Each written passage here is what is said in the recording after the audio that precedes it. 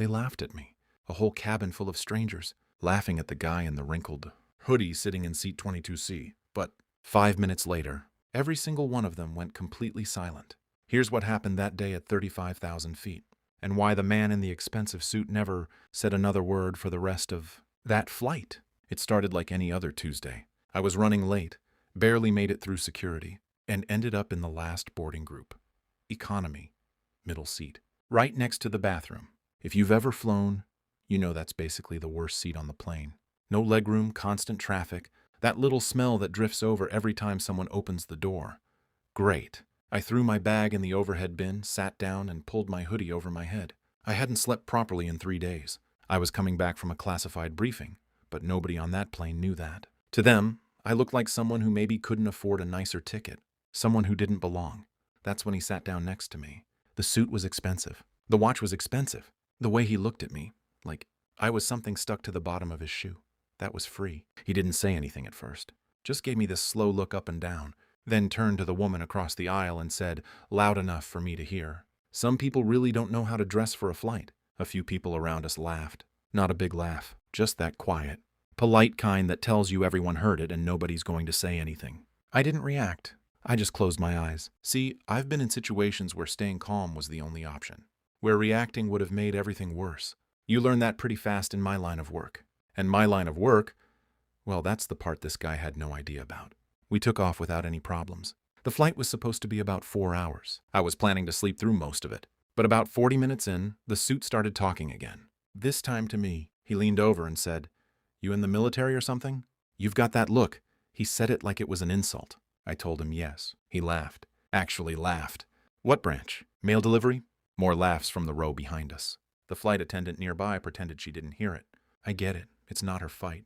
I told him I was Air Force. He looked at my hoodie, my beat-up sneakers, the dark circles under my eyes, and he said, "Sure you are, buddy." I didn't say anything else. I put my headphones in.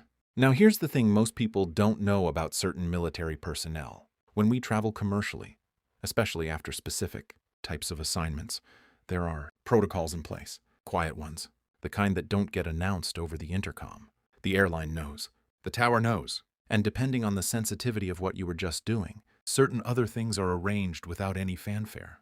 About 20 minutes later, something happened that I've never seen cause a cabin to go that quiet. A passenger in a window seat on the left side of the plane said, loudly, "What is that?" People started leaning over, necks craning. Someone said, "Oh my God." A kid near the back actually yelled. And then everyone on the left side of the plane was pressed against their windows, staring outside at two F-22 Raptors flying in tight formation alongside our aircraft. If you don't know what an F-22 looks like up close, imagine the most aggressive, angular, terrifying piece of machinery you've ever seen in your life. Now picture it close enough that you can see the cockpit, at full cruise altitude, matching your exact speed. It's not something you forget. The cabin erupted. People were talking over each other. Some were scared, some were amazed. One woman was filming on her phone. The flight attendants came through asking everyone to remain calm and seated. And then the pilot's voice came over the intercom. He said, and I'm giving you the short version here, that we had a very special passenger on board, and that the escort was a standard security measure, and that there was absolutely nothing to worry about. Special passenger. The suit slowly turned to look at me. I didn't look back. I kept my eyes forward. About a minute later, one of the flight attendants walked down the aisle, stopped at my row, leaned down and quietly said, "Sir, we have a seat available in first class if you'd like to move. It's been arranged." She said it quietly, professionally, but the suit heard every word. I thanked her and said I was fine where I was. She nodded and walked away.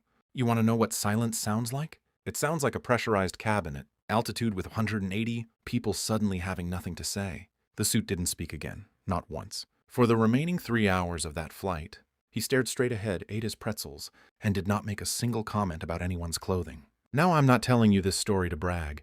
I'm not that guy. I've done nothing in my career that I think makes me better than anyone else. People choose different paths. Some people end up in expensive suits. Some people end up in hoodies carrying information that can't be discussed in public. Neither one is automatically better. But here's what I want you to think about. That man looked at me, really looked, and decided in about 4 seconds who I was and what I deserved. He used my clothes, my tired face, my economy seat as data points and built an entire story about me in his head. And that story felt so real to him that he said it out, loud, twice in front of strangers. We do this constantly, all of us. Someone cuts us off in traffic and we decide they're a terrible person. Someone's dressed a certain way and we decide we know their whole life. Someone's sitting in seat 22C in a wrinkled hoodie and we decide they're nobody. The F-22s didn't show up to humiliate that man.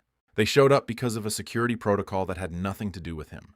But the humiliation happened anyway, because he'd already set it all up himself. The quiet ones are often the most dangerous. Not dangerous in a bad way, just the ones you really don't want to have made assumptions about. The guy who doesn't react when you insult him in public might be reacting on the inside, in ways you'll never see, or he might genuinely not care. Either way, you've told him everything about yourself while learning nothing about him. I flew home that day thinking about how many times I'd done the same thing.